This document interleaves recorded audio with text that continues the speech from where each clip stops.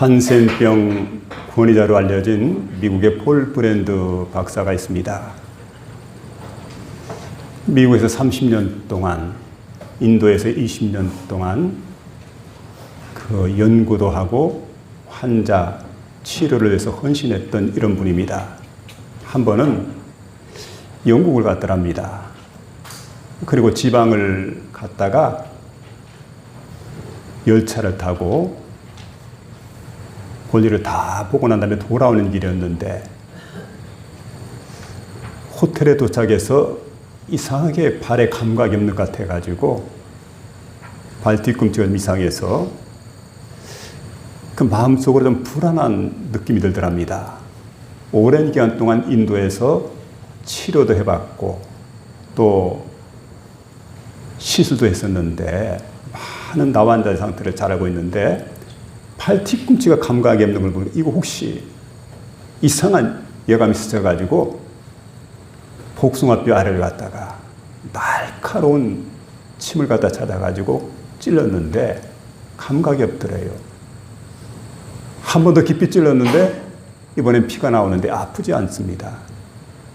아, 내가 나병에 감염이 된 것이로구나. 내가 나병에 감염이 됐어. 아주 그는 심각해졌습니다. 그리고 자신이 이제 이렇게 지금까지 쭉 치료해보고 나병 환자들의 이제 과정을 지켜봤는데 많은 나병 환자들이 일단 이 병에 걸리게 되면 가족들과 이별을 하게 됩니다. 친구들과도 이별합니다. 그리고 결국은 나 환자들이 모여있는 곳으로 떠나야 됩니다. 그 다음 고통스러운 세월들이 이제 시작이 되게 되고 결국은 죽음에 이르게 되는데 뭐 이 일처를 생각하니까 도저히 그날 밤에 잠을 잘 수가 없어요. 뜬 눈으로 지시다시피 했던 그날 밤이었는데 악몽 같은 이 시간들이 지나가고 아침이 밝아왔습니다. 뭘 하나 생각하다가 자포자기하는 심정으로 한 번 더 날카로운 그 침을 찾아가지고 자신의 그 복숭아뼈 아래에 있는 그 부분을 한 번 더 찔렀습니다. 꼭 찔렀더니 얼마나 고통스러운지 악 하고 비명을 지릅니다. 천만다행이죠. 그는 하나님 앞에 무릎을 꿇었습니다. 하나님, 이렇게 아프다니요. 너무너무 감사를 드립니다. 하나님. 감사의 기도를 하나님께 드렸다는 겁니다. 근데 나중에 조사해 보니까 오랫동안 길을 걸었기 때문에 아마 신경이 마비가 되어 있던 것 같아요. 다리 부분에. 그래서 발 뒤꿈치가 이렇게 신경이 마비가 돼가지고 잠깐 동안 그렇게 힘든 시간을 보냈지만 시간이 지나고 나면서 이제 풀려서 결국 다행이었다고. 여러분 살아가다 보면 우리에게 여러분 아픔이 있다고 하는 것, 고통이 있다고 하는 것, 실패가 있다고 하는 것. 그런데 아프고 고통이 있고 실패가 있다는 것은 다 이건 뭘 얘기하냐면 우리가 살아있다는 증거예요. 아, 이건 내가 살아있기 때문에 아픔도 있고 실패도 있고 고통도 있구나.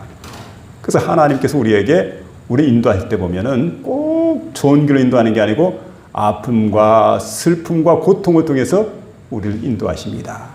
그럴 때 우리가 해야 될 일이 있습니다. 그게 뭐냐면 하나님 감사합니다.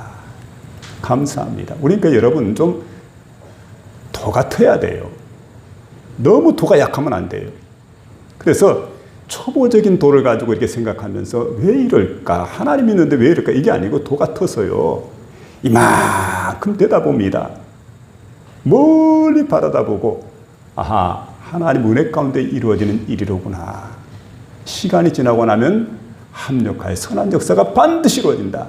생각을 하고 언제나 주어진 환경 앞에 하나님 이대로 감사합니다. 하나님 이대로 하나님께 영광 돌립니다. 영광 받아 주옵소서. 이렇게 나가는 거죠. 그래서 여러분 오늘은 특별히 맥주감사주일입니다. 그래서 우리가 맥주감사주일 될 때마다 마음속에 이제 감사하는 마음을 가져야 될 터인데 감사하면 어떤 일이 납니까? 치료가 일어납니다. 우리 육신이 아플 때에 또 마음이 아플 때에 영혼이 아플 때에 하나님께 감사를 드리게 되면 하나님은 치료하는 역사를 발휘해줍니다. 그리고 근심 걱정은 사라집니다. 감사하면 미래가 보장이 됩니다. 오늘 바울은 본문에서 감사의 기도를 하나님께 올려드리고 있는 걸 보게 됩니다. 9절에 보니까 능히 어떤 감사로 하나님께 보답할까 이렇게 기도하고 있는데 하나님 앞에 감사하는 거예요. 능히 어떤 감사로 하나님께 보답할까? 그가 정말 감사했던 게 뭘까요? 무엇 때문에 그 하나님께 이렇게 영광을 돌리고 있습니까? 오늘 이 시간 우리는 어떠한 감사로 보답할까? 바울이 드렸던 그 감사의 기도를 보면서 이 말씀을 생각해 보는 가운데 저와 여러분의 마음속에 크신 은혜가 임할 수 있기를 주의 이름으로 부탁을 드립니다. 자, 먼저 여기 보니까 위로하심에 감사를 드리고 있는 걸 보게 됩니다. 하나님의 위로하심에. 오라토리오 메시아를 작곡했던 핸델이라고 하는 사람이 한때 절망에 빠져 있었습니다. 그가 처음으로 작곡했던 오라토리오가 에스더입니다. 그런데 이 곡을 작곡해 놨는데 그만 혹독한 비판이 따라오게 됩니다. 공연이 금지가 되어버렸어요. 그러니까 얼마나 그 정신적으로 또 경제적으로 굉장히 큰 고통을 당하게 됩니다. 그래서 여러분 최악의 상황에 빠지게 되지요. 자, 이렇게 될 때 이제는 작곡가로서의 삶도 끝나게 되었구나 생각을 하고 있는데 당시에 신실한 신앙인이었던 찰스 제니스라고 하는 사람이 찾아가 가지고 그에게 성경 말씀으로 엮여진 대본 하나를 툭 던집니다. 그러면서 이것 가지고 좀 곡을 써보라고. 이게 뭘까 하고 보니까 성경 말씀으로 엮여진 대본입니다. 그래서 자세히 살펴보다가 이런 생각을 해요. 이 정도 가지고 곡을 쓰려고 하면 한 1년 정도는 걸리겠구나. 그런데 그러고 나서 성경을 보고 있는데 하나님의 은혜에 사로잡혔습니다. 가슴에 불이 붙었어요. 그리고 나서 그가 집 밖을 나가지 않습니다. 음식 먹는 것도 잊어버렸습니다. 그리고 계속해서 작곡에 몰두하게 되었는데 이 대본을 중심으로 작곡을 했는데 무려 24일 만에 이 곡이 완성이 되게 됩니다. 그래서 여러분 그 곡이 유명한 오라토리오 메시아입니다. 핸델의 오라토리오 메시아가 이렇게 해서 탄생하게 된 겁니다. 그는 대본을 보면서 하나님 말씀 가운데 위로를 받게 되는데 이사야 40장 1절에 있는 말씀입니다. 여러분 이사야 40장 1절에 보니까 너희 하나님이 이르시되 너희는 위로하라 내 백성을 위로하라 하는 말씀인데 그래서 오라토리오 메시아라고 하는 그 곡을 보게 되면 첫 번째 나오는 구절이 바로 이겁니다. 너희는 내 백성을 위로하라 이렇게 시작이 되거든요. 이렇게 시작되는 그런 곡이 바로 오라토리오 메시아입니다. 핸델은 절망의 자리에서 하나님의 위로를 받게 됩니다. 하나님은 우리의 상처와 아픔 누구보다 잘 아시고 있습니다. 그리고 여러분 보세요. 핸델은 하나님께서 주셨던 절망 가운데 주셨던 위로를 통해서 세계적으로 우리 전 세계 역사상 가장 위대한 곡인 오라토리오 메시아를 갖다가 이렇게 탄생을 시켰던 겁니다. 오늘 하나님은 핸델만 위로하신 하나님이 아닙니다. 저와 여러분을 절망 가운데 위로하시는 그런 하나님심을 깨닫고 살아가야 될 줄 압니다. 하나님은 우리의 상처와 우리 아픔 다 아십니다. 우리의 말 못하는 탄식까지 아십니다. 그리고 가장 적절한 때, 가장 필요한 때 우리 곁에 가까이 다가와서 우리를 위로해 주시는 그런 위로의 하나님이십니다. 그래서 오늘 본문 7절 가운데 보게 되면 이러므로 형제들아 우리가 모든 궁핍과 환난 가운데서 너희의 믿음으로 말미암아 너희에게 위로를 받았노라. 여기 보니까 위로를 받았노라. 파라클레테멘 이런 뜻인데 여러분 곁으로 다가와 힘을 북돋아주다 이런 말씀입니다. 무슨 얘기냐면 하나님은 멀리 서가지고 용기를 내라, 힘을 내라 이렇게 말씀하신 분이 아니라는 거예요. 그럼 하나님 어떤 분입니까? 곁으로 가까이 다가오십니다. 우리 어깨를 감싸 안아주십니다. 그리고 이렇게 말씀합니다. 내가 너와 함께한다. 두려워하지 말라. 놀라지 말라. 나는 내 하나님이라. 여러분 어때요? 우리를 위로해 줄 때 멀리 서서 말씀을 하신 분이 아니라 가까이 다가오신다는 것, 우리를 감싸 안아주신다고 하는 것, 용기를 주는 말씀을 전해주신다는 것, 그럼 우리가 넉넉히 여러분 위로를 받을 수가 있습니다. 이런 위로예요. 오늘 바울은 환난 가운데 있습니다. 핍박이 있습니다. 궁핍도 있었습니다. 그러나 여기 보니까 원망하지 않았습니다. 하나님께서 곁에서 붙드시고 위로해 주셨기 때문이죠. 또한 데살로니가 성도들을 통해서 바울은 위로를 받게 됩니다. 변함없는 믿음의 소식을 들으면서 다시금 용기를 낼 수 있었고 그는 절망의 자리에서 일어날 수가 있었던 겁니다. 여러분, 사람의 위로라고 하는 것은 잠시 잠깐입니다. 그런데 하나님의 위로는 어떤 걸까요? 하나님의 위로는 우리 영혼을 새롭게 합니다. 그래서 하나님께서는 오늘 또 우리를 곁으로 보시면서 말씀하죠. 두려워하지 말라. 내가 너와 함께한다. 놀라지 말라. 나는 내 하나님이다. 이러면서 우리 곁에서 우리를 위로해 주신 하나님. 그래서 여러분, 가장 잘하시고 가장 따뜻하게 위로하시는 하나님께 감사하며 나가는 복된 성도 여러분 될 수 있기를 주의 이름으로 부탁을 드립니다. 두 번째는 이게 보니까 살려주심에 감사한다는 거죠. 패트릭 맥마흔이라고 하는 사람이 있습니다. 근데 이분이 이제 군 생활할 때 얘기를 들어보니까 이렇게 얘기를 해요. 세계대 2차 대전 때 자신이 이제 군대 입대를 했습니다. 근데 가서 보니까 존 F 케네디, 많이 들어본 이름이죠. 이분이 이제 함장으로 있던 어뢰정에 사병으로 이렇게 입대를 했어요. 근데 어느 날인가 일본인 구축함이 다가와가지고 그야말로 그냥 쏜살같이 다가와가지고 그 어뢰정에다가 포탄을 떨어뜨렸는데 결국 이제 이 어뢰정이 두동강이 나버렸어요. 그리고 두 사람이 부대원 13명 가운데 두 사람이 현장에서 즉살하게 됩니다. 패트릭 맥마흔은 그때 화상을 입었습니다. 얼굴에 화상을 입고 팔과 다리에 화상을 입고 막 그냥 피를 흘리고 있고 이러니까 도저히 헤엄을 칠 수가 없고 살아날 수가 없어요. 이때 광경을 지켜보고 있던 함장 존 F 케네디가 가까이 다가갑니다. 그래서 자신이 입고 있던 구명 조끼를 갖다 벗어서 그에게 입혀줍니다. 그리고 그가 입고 있던 구명 조끼 가운데 보니까 끈이 있어요. 그 끈을 입에다 물고 무려 4시간 동안을 헤엄을 치게 됩니다. 그리고 가까운 섬으로 이제 가게 됩니다.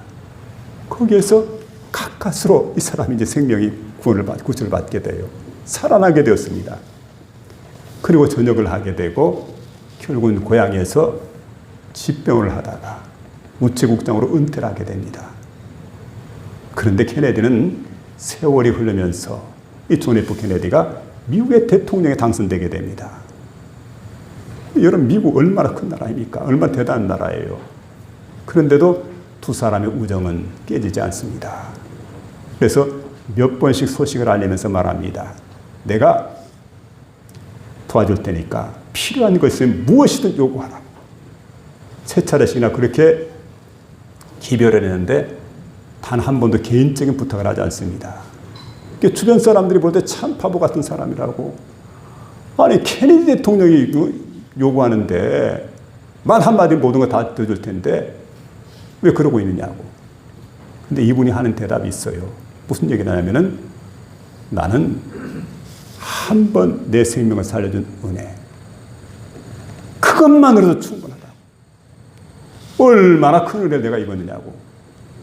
더 바랄 게 없죠. 그만하면 됐죠. 그러고 더 이상의 호의를 거절합니다. 그리고 평생 동안 그는 케네디에게 입었던 그 은혜를 잊지 않았던 거지요. 그러니까 여러분, 잠시 잠깐 동안 감사하는 게 아니고 평생 동안을 감사했다는 거예요. 여러분, 우리가 어떤 사람인가 한번 생각해 보시기 바랍니다. 우리의 생명을 살려주기 위해서 하나님의 독생자 예수 그리스도께서 십자가에 못 박혀 돌아가십니다. 그리고 우리의 생명을 살려주었다는 거예요. 여러분, 이런 은혜를 내가 하나님께 받았다. 이런 사랑을 내가 하나님께 입었다. 그럼 어떻게 살아가야 됩니까? 내가 받은 이 풍성한 은혜, 충분한 은혜. 내가 이 은혜를 받았기 때문에 무엇을 더 바랄 수 있겠습니까? 내가 이 사랑을 입었는데 무엇을 더 바랄 수 있겠습니까? 하나님, 이대로 족합니다. 너무 큰 사랑, 너무 큰 은혜입니다. 여러분, 생각할 때마다 그런 마음이 들죠. 아, 나는 큰 사랑을 입었구나. 나는 엄청난 은혜를 입었구나. 그러면 세상을 살아가게 되는데, 여러분, 그래서 언제든 마음속 깊은 곳에 생각을 하지요. 내가 받은 은혜는 말할 수 없는 은혜로구나. 너무 큰 은혜로구나. 그래서 여러분, 우리 마음속에는 언제나 그 은혜와 사랑에 대한 깊은 감사의 마음이 솟아올라야 됩니다. 그런데 잠시 잠깐의 감사가 아니라 평생을 감사하는 거예요. 평생, 한평생. 눈을 떠도 감사가 솟아나오게 되고, 눈을 감아도 그렇고. 여러분, 가장 감사할 일이 바로 이겁니다. 여기서 신앙은 출발이 돼야 돼요. 나를 위해서 생명을 버리신 하나님의 아들 그리스도 예수. 내가 무엇이길래, 나라는 존재가 어떤 존재이길래 나를 위해서 이 희생의 대가를 지불하셨는가. 이 은혜를 깨달으며 살아가는 저와 여러분 다 될 수 있기를 주의 이름으로 부탁을 드립니다. 오늘 8절에 보니까 그러므로 너희가 주 안에 굳게 선즉 우리가 이제는 살리라. 여기서 이제는 살리라 보니까 원어는 닌초멘, 다시 살아난다, 새 힘을 얻는다, 다시 회복된다, 이런 뜻인데, 여러분, 이 말씀이 무슨 말씀이냐면은 데살로니가 성도들이 극심한 핍박 속에서도 믿음을 지키고 있다는 소식을 듣자 낙심되었던 사도 바울이, 죽을 것 같았던 사도 바울이 이제는 살 것 같다. 어떻게 살 것 같다는 얘기입니까? 무엇이 살 것 같다는 얘기입니까? 육신이 살 것 같다는 얘기가 아니고 영혼이 살 것 같다. 그런 이제 고백을 하고 있는 걸 보게 됩니다. 사도 바울은 데살로니가에서 하나님 복음을 전하게 되는데, 매 안식일마다 이렇게 회당에서 강론하게 되고 많은 사람들이 모여들게 됩니다. 그들을 중심으로 이제 하나님 복음을 전했는데, 안식일 3번이니까 한 3주간 정도 있다가 그 장소로 떠나는데, 떠날 수밖에 없었던 것은 핍박자들이 많았기 때문에 더 이상 그곳에 복음을 전할 수가 없었습니다. 그 여러분, 선교학 가운데 보면 이런 얘기가 있어요. 닫힌 문 앞에 서성이지 말고 열린 문으로 들어가라. 문이 다 젖버렸어요. 그러니까 선교사가 여기서 더 이상 서성일 이유가 없습니다. 그래 어디로 갑니까? 열린 문을 향해서 베레아로 내려갑니다.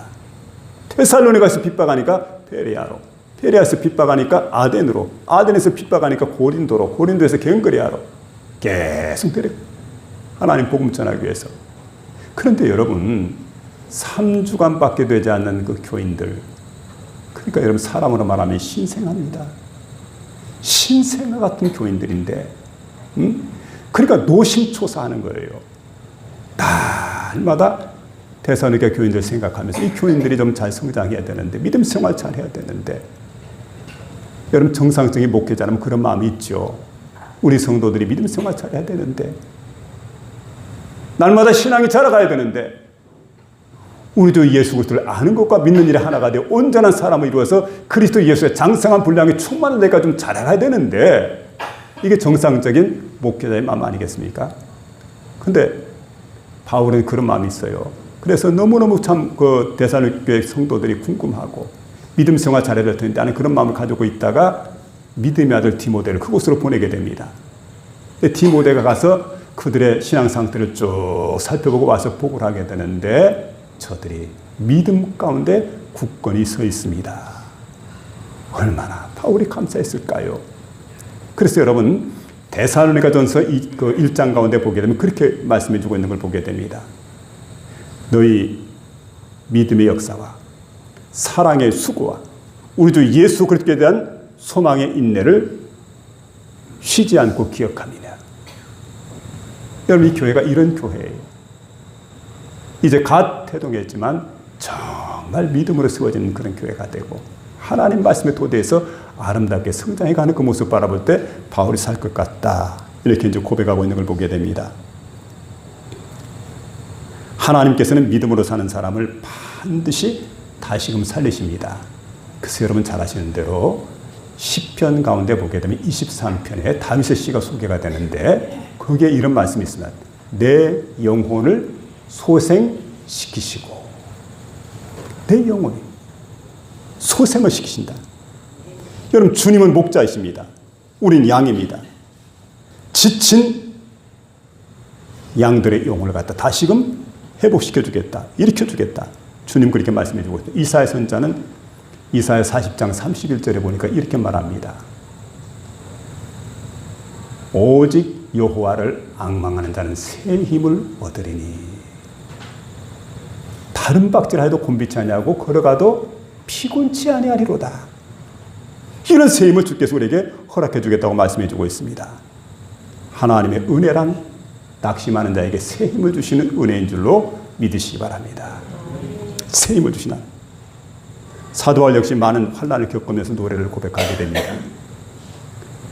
내가 사방으로 우겨쌈을 당하여도 쌓이지 아니하고 답답한 일을 당하여도 낙심하지 아니하고 핍박을 받아도 버림받지 아니하고 극구러뜨림을 당하여도 망하지 아니하고 항상 예수 죽임을 몸에 짊어지면 예수의 생명도 우리 몸에 나타나게 하려 함이라. 고린도전서 4장 8절 9절에 이렇게 고백하고 있는 걸 보게 됩니다. 우리의 생명을 살리시는 분은 하나님이십니다. 우리의 영혼을 회복시키시는 분도 바로 하나님이십니다.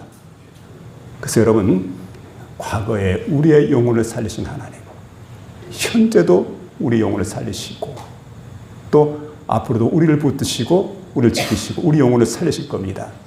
여러분, 그 하나님 앞에 믿음으로 감사하며 나아가는 복된 심령 다 될 수 있기를 부탁을 드립니다. 세 번째 여기 보니까 기쁨 주심에 감사라는 말씀을 들려주고 있습니다. 요한복음 15장 11절에 보니까 내가 이것을 너에게 이르면 내 기쁨이 너희 안에 있어 너희 기쁨을 충만하게 하려 함이라. 이렇게 말씀해 주고 있습니다. 주님의 계명 안에 거하게 될 때 우리가 어떤 인생을 타면 주님의 기쁨이 내 안에 밀려오게 돼 있어요. 계명 안에 거하게 될 때. 그래서 여러분, 세상이 주는 즐거움이라고 하는 것은 잠시지만 주님께서 주시는 그런 기쁨이라고 하는 것은 환경을 뛰어넘습니다. 환난을 넉넉히 이겨냅니다. 이게 주님께서 우리에게 주시는 기쁨이라는 거죠. 그래서 9절에 보니까 말합니다. 우리가 우리 하나님 앞에서 너희로 말미암아 모든 기쁨으로 기뻐하니 너희를 위하여 능히 어떠한 감사로 하나님께 보답할까. 여기 보니까 기뻐한다는 말은 카이로맨입니다. 원뜻을 보니까 이런 얘기입니다. 하나님의 힘으로, 하나님의 능력으로, 하나님의 은혜로 기뻐한다. 이런 뜻인데, 여러분 이제 데살로니가 성도들의 고난받는 모습을 지금 보면서 특별히 저들이 믿음 안에 잘 성장하고 있다고 하는 그 소식을 듣는 순간 모든 고난, 환난을 다 이길 만큼 바울은 지금 큰 기쁨을 얻게 됩니다. 이게 바로 어떻게 이루어지는 기쁨이냐? 하나님께서 주시는 기쁨이라는 거예요. 세상이 주는 기쁨이 아니라는 거죠. 어떤 라디오 방송국에서 아버지와 아들의 관계에 대해서 좀 알아보고자 한 이벤트를 했습니다. 그래가지고 아들이 아버지한테 전화합니다. 다짜고짜 전화해서 이렇게 말하는 겁니다. 아버지 감사합니다. 아버지 사랑합니다. 이때 어떤 반응이 나타날까? 여러분, 가장 많은 반응이 이렇게 나타난 겁니다. 아들이 아버지에게 다짜고짜 전화합니다. 아버지, 저 딱 그 순간에 뭐 말도 끝나기 전에 아버지가 반응을 합니다. 그래, 엄마 바꿔줄게. 이게 이제 그 아버지들의 반응이었다는 거죠. 근데 이때 아들이 말합니다. 아버지, 아닙니다. 아버지께 드릴 말씀이 있습니다. 아버지, 감사합니다. 아버지, 사랑합니다. 야, 술 마셨냐? 아니요, 아버지께 이 말씀을 꼭 드리고 싶었어요. 그랬더니 아버지가 또 대답합니다. 돈이 좀 필요하구나. 돈 줄까? 여러분, 이걸 보면 우리가 감사와 사랑이라고 하는 것, 감사합니다, 사랑합니다. 이런 대화가 부모와 자식 간에 잘 이루어지지 않는다고 하는 것. 우리가 이런 표현에 참 익숙하지 않다는 거죠. 그런데 생각해 보시기 바랍니다. 감사는 어떨까요? 감사를 내가 하면 할수록 감사는 더 커지게 되어 있어요. 사랑은 고백할수록 깊어지게 되어 있습니다. 우리 마음속에 기쁨이 솟아오르게 되고 감사합니다 하게 되는 그 순간 감사가 풍성해집니다. 기쁨이 풍성해집니다. 이게 우리의 삶의 모습인 걸 볼 수가 있습니다. 근데 여러분, 하나님께서 우리에게 주시는 은혜가 있습니다. 근데 여러분 다 헤아릴 수 있습니까?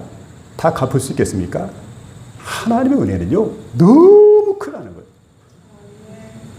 찬송가 가사는 이렇게 말합니다. 하늘을 두루마리 삼고 바다를 먹물 삼아서 그 크신 하나님의 사랑 기록한다 해도 다 기록할 수가 없다. 그게 하나님의 사랑. 여러분, 우리를 사랑해 주셨습니다. 우리의 모든 죄를 용서해 주셨습니다.